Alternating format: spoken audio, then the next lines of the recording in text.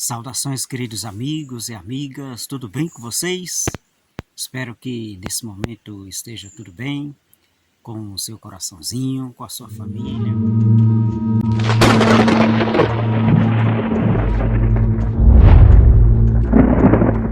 Muito bem, nesse vídeo estaremos conversando sobre um pouco sobre a magia na natureza, não é isso?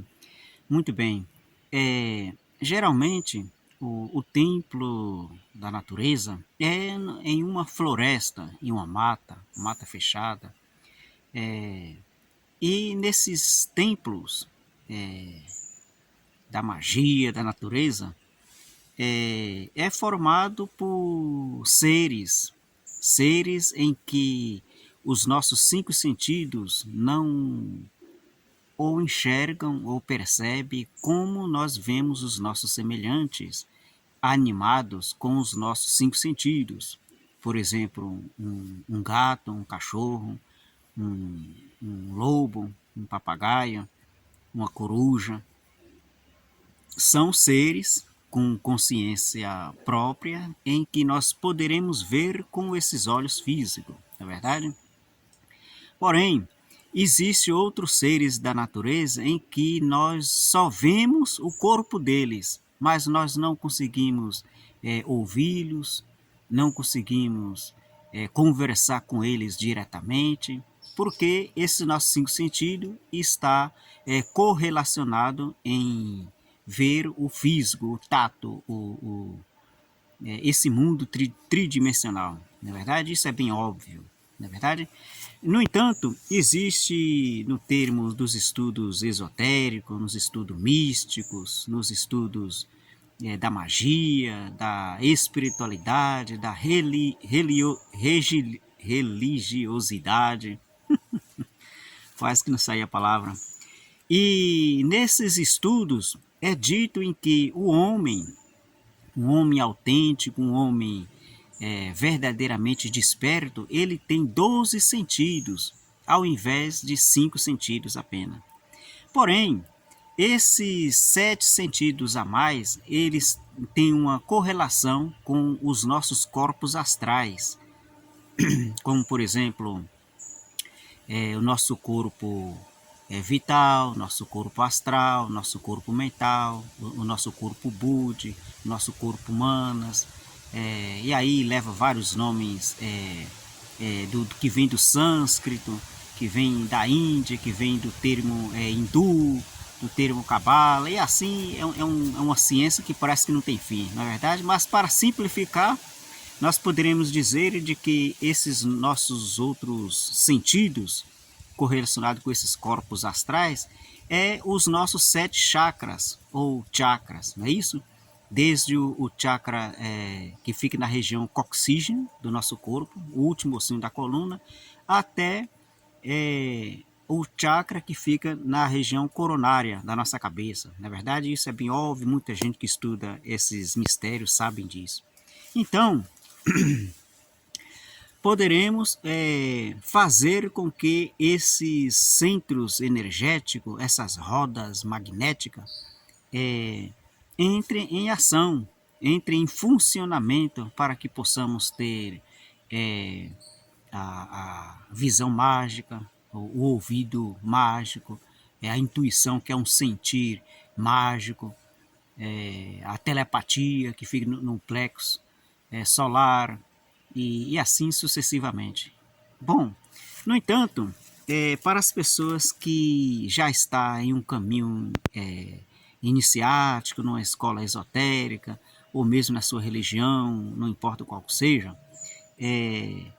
fará um trabalho, como que eu posso dizer assim, uma dinâmica, um exercício espiritual para que logre a esta autorrealização, na verdade. E falando nesses sentidos, o objetivo desse nosso pequeno vídeo é sentir, ver, tocar, interagir com esses seres que aparentemente são invisíveis aos nossos olhos físicos.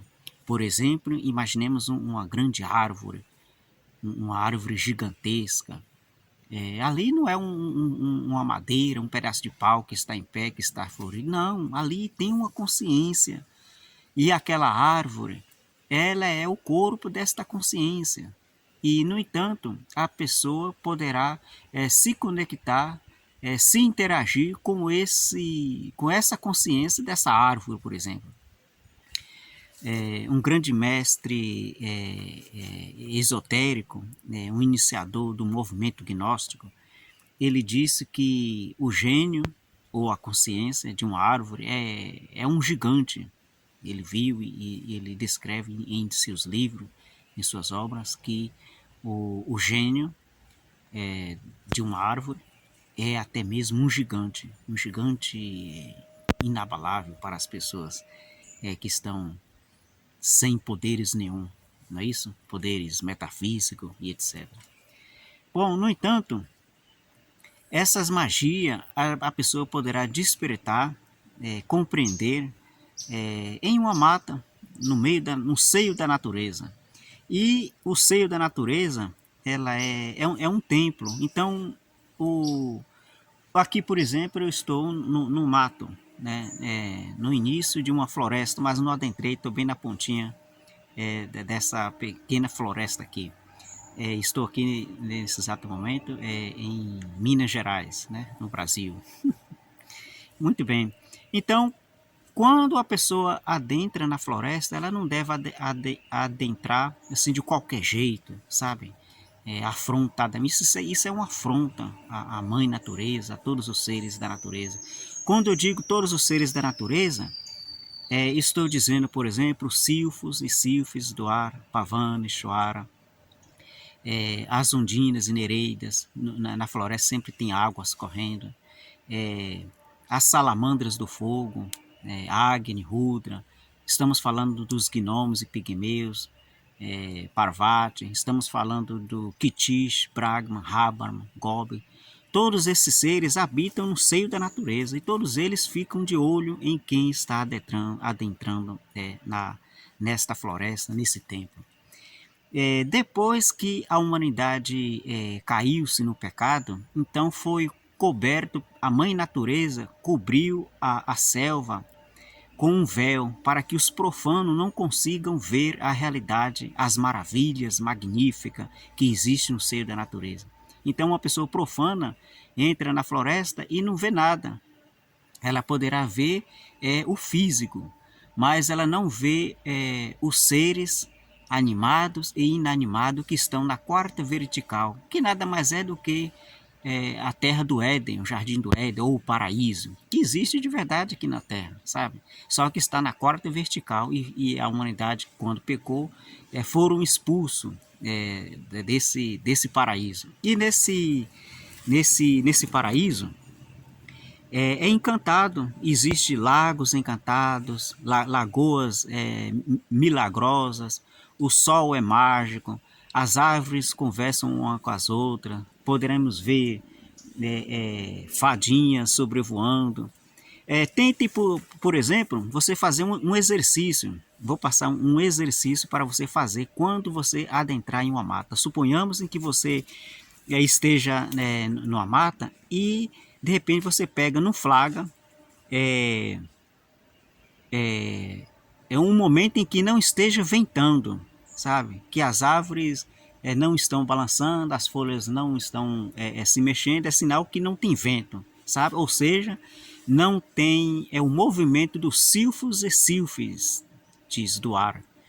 O ar, o vento, o ar é o corpo do gênio dos silfos e sílfides. Então, se você chegar numa floresta, por exemplo, e não ver nenhum sinal, você fará um assovio chamando esses seres elementais. Um assobio com essa assim, ó.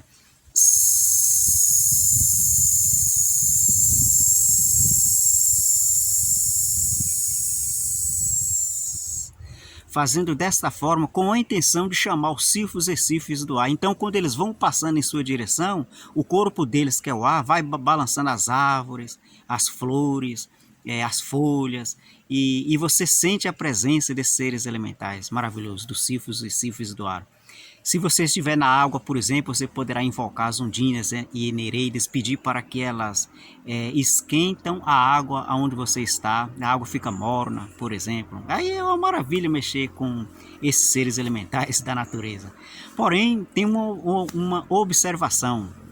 Esses seres maravilhosos da natureza, eles só obedecem às pessoas que estão na senda da santidade, ou seja, que estão se livrando dos pecados, corrigindo seus defeitos diariamente, é, respeitando a natureza, respeitando as leis dos deuses e dos homens, sabe?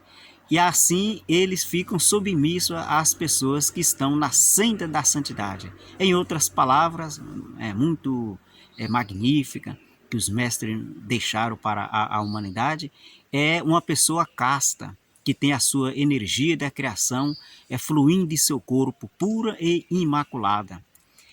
No entanto, por que esses seres não nos obedecem? Não obedecem à humanidade em si? Porque está no pecado, fornicando, não é isso? Praticando atos sexuais demasiadamente, falando demais, tagarelando. Porque quando a gente fala demais, trabalha demais, sem descanso, a gente está fornicando, ou seja, gastando a energia crística que está dentro de cada um de nós. Como eu dizia, o ato sexual, demasiadamente, gasta torpemente a nossa energia crística. Então, é mais ou menos isso aí, porque tudo que nós ingerimos de alimento, que faz a nossa energia criadora ser criada no nosso laboratório, que é o nosso próprio corpo, esses alimentos recebeu a força crística, a força do sol crístico.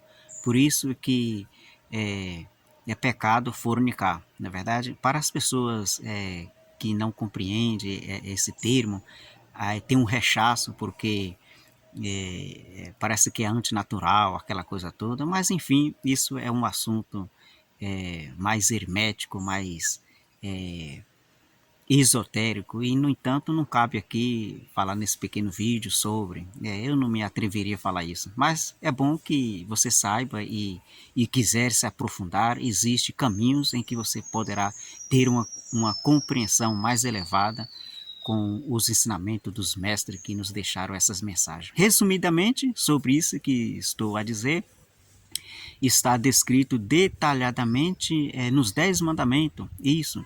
Aí é claro que esses 10 mandamentos existem duas versões, existe a versão cristã católica e também existe a versão hermética esotérica. E aí fica por sua conta pesquisar. Caso dúvida e tal, pode deixar nos comentários e em uma hora oportuna poderei responder com muito prazer, é claro. Bom, muito bem, então é isso.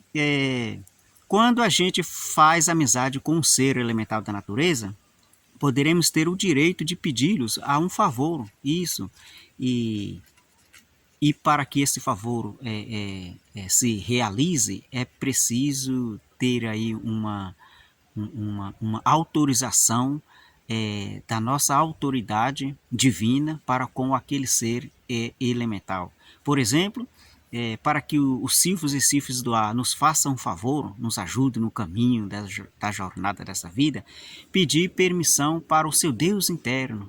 Ou, por exemplo, fazer uma oração. Meu Pai, meu Deus, que vive dentro de mim, do meu coração, que criou a minha essência, que criou o meu corpo físico, que me deu a oportunidade de estar aqui nessa existência. Permita-me, em nome do Pai, em nome do Filho, em nome do Espírito Santo, para que seres maravilhosos da natureza me auxiliem no caminho em que estou trilhando na vida, ajude-me a ter a compreensão da verdade da vida, como por exemplo. E assim, essa pessoa poderá ter o benefício desses seres elementais conforme a lei de Deus, conforme a lei divina. Caso contrário, a pessoa fazer não respeitando as leis de Deus ou as leis dos homens, a pessoa irá pagar um preço muito alto, mas muito alto mesmo. E se não tiver com o que pagar, pagará com sofrimento e dor. E isso é tudo. Então, tudo que nós fazemos, devemos fazer com muita responsabilidade. E é isso, olha só. É, o primeiro passo sobre a natureza, sobre todos os gênios da natureza, provavelmente você tem uma planta aí na sua casa, não é isso? Um caqueiro de alguma planta. E essa planta é uma consciência, é um ser elemental que está na sua casa. E você é o responsável por cuidar desta planta. Se você não a cuidá-la, você poderá pagar um preço sobre. É verdade. Muitas das vezes nós ficamos achando que só o gato e o cachorro que está na nossa casa, que é um ser animado e que temos responsabilidade sobre ele para vacinar, dar alimento, dar água e etc. Não é verdade? Levar ao veterinário. Sentimos os pais desse gato, desse cachorro, e na verdade sim. E assim também são com as plantas. Isso, as plantas, elas cuidam da gente também. É verdade, uma babosa, umas plantas que têm umas pontas, uns espinhos, elas protegem, até mesmo muito mais do que um cachorrinho. É verdade, porque esses seres eles trabalham na quarta vertical, por isso que nós não a vemos. Bom, meus caros, é isso nesse vídeo. Minha câmera já está cheia de vídeo, não dá para falar mais, só mesmo um pouquinho. Espero que nesse momento esteja tudo bem contigo, com a sua família, com todos os seus afazeres que estejam em harmonia. E se não estiver em harmonia, se estiver tudo complicado, saiba que isso é apenas um evento, logo irá passar. E enquanto está passando, esse evento é chato, tristonho, cheio de dores, etc., você poderá tirar o proveito disso, poderá tirar uma lição, uma reflexão, para que através dessa reflexão, no caminhar da jornada da vida, não tropece em pedra alguma. E se tropeçar, seguindo as leis de Deus, Deus o segurará em suas mãos e ajudará que você se levante com mais força e fé nessa jornada da vida, até quando ela chegar. Ela, você já sabe, né? Chegar com a foice, fala assim, olha meu filho, chegou o momento de partirmos dessa jornada. E aí deveremos estar nesse momento preparados e que deixemos boas lembranças para os nossos descendentes, amigos e familiares que estão no nosso caminho. Senhoras e senhores, muito obrigado e é isso aí. Tchau.